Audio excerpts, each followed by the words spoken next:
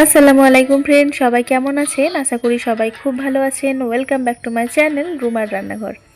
তো ফ্রেন্ডস, আমার আজকের রেসিপি ডিম দিয়ে একটা রেসিপি বানিয়েছি। তো এখন তো প্রায় প্রত্যেক দিনই বৃষ্টি হচ্ছে, এখন রেনি ডে চলছে। তো হাতের কাছে কোনো কিছু না পেয়ে এরকম ডিম দিয়ে সুন্দর একটা রেসিপি বানিয়ে আপনাদের সাথে শেয়ার করেছি।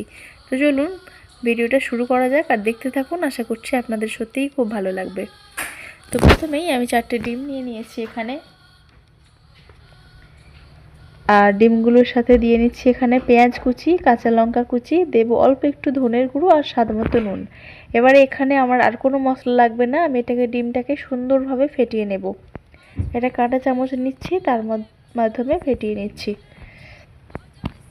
সুন্দরভাবে ফেটিয়ে নেওয়াটা আসল কথা, যাতে করেই আপনারা ফেটিয়ে নেন।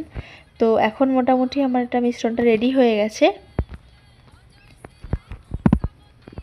একটু বেশিক্ষণ ধরে ফেটিয়ে নিলে সুন্দর ডিম ভাজাটা খুব ভালো হয়।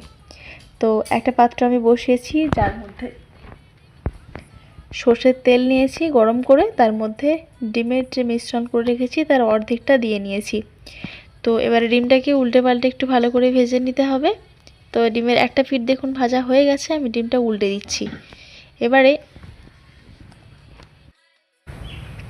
তো ডিমের দুই পাশ ভালো করে ভাজা হয়ে গেলে স্প্যাচুলার সাহায্যে আমি ডিমটা কেটে নেব। আমি এই একটা ডিম ভাজাকে 4টে পিস করে নিচ্ছি।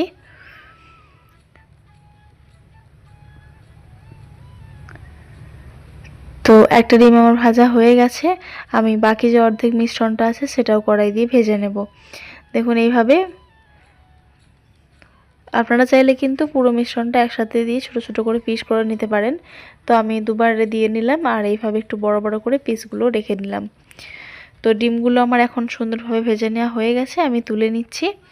আর ওই কড়াইতেই আমি এখন এই তরকারির জন্য তেল নিয়ে নেব।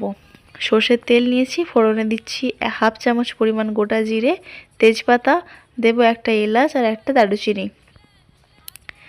তো এই মশলাগুলো থেকে সুন্দর একটা স্মেল ছাড়লে তখন এর মধ্যে আমি দিয়ে দেব পেঁয়াজ বাটা। তো 4টে মিডিয়াম সাইজের পেঁয়াজ নিয়েছি, বেটে নিয়েছি। এবারে এই তেলের মধ্যে পেঁয়াজটাকে অল্প একটু ভেজে নিতে হবে। পেঁয়াজের গায়ে যে পানিটা থাকে সেটা মরে গেলে ওর মধ্যে আমি দিয়ে দেব 1/2 চামচ পরিমাণ আদা বাটা। এখানে কিন্তু রসুন ব্যবহার করিনি।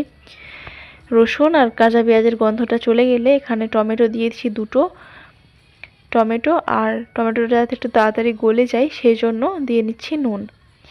এবারে এখানে একটা মশলা আমি রেডি করে নেব, যার মধ্যে আছে 1 চামচ পরিমাণ জিরে বাটা, 1/2 চামচ ধনে গুঁড়ো, 2 চামচ পরিমাণ হলুদ গুঁড়ো, 1 চামচ লাল লঙ্কার গুঁড়ো আর 1 চামচ ঝাল লঙ্কার গুঁড়ো।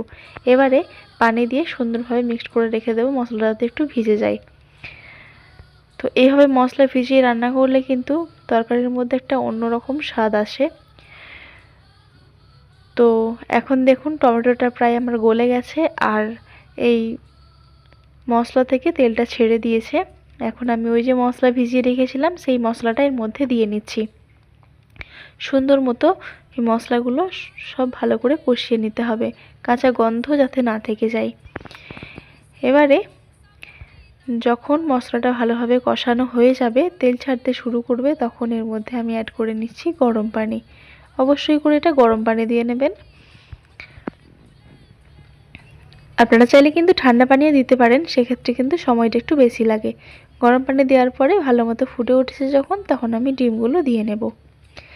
তো এই যে দেখছেন গ্রেভিটা এতটা আছে, এই পরিমাণ গ্রেভিটা আমি রাখবো, অল্প একটুখানি ফুটিয়ে নিয়ে গ্রেভিটা কিন্তু আমি রেখে দেব। যখন এই তরকারিটা নামিয়ে রেখে দেওয়া হবে তখন কিন্তু এই ডিমের মধ্যে গ্রেভিটা অনেকটাই টেনে নেবে। তো গরম ভাতের সাথে খাওয়ার জন্য কিন্তু একদম পারফেক্টভাবে রেডি হয়ে গেছে ডিমের এই রেসিপি। তো এই ছিল আমার আজকের রেসিপি।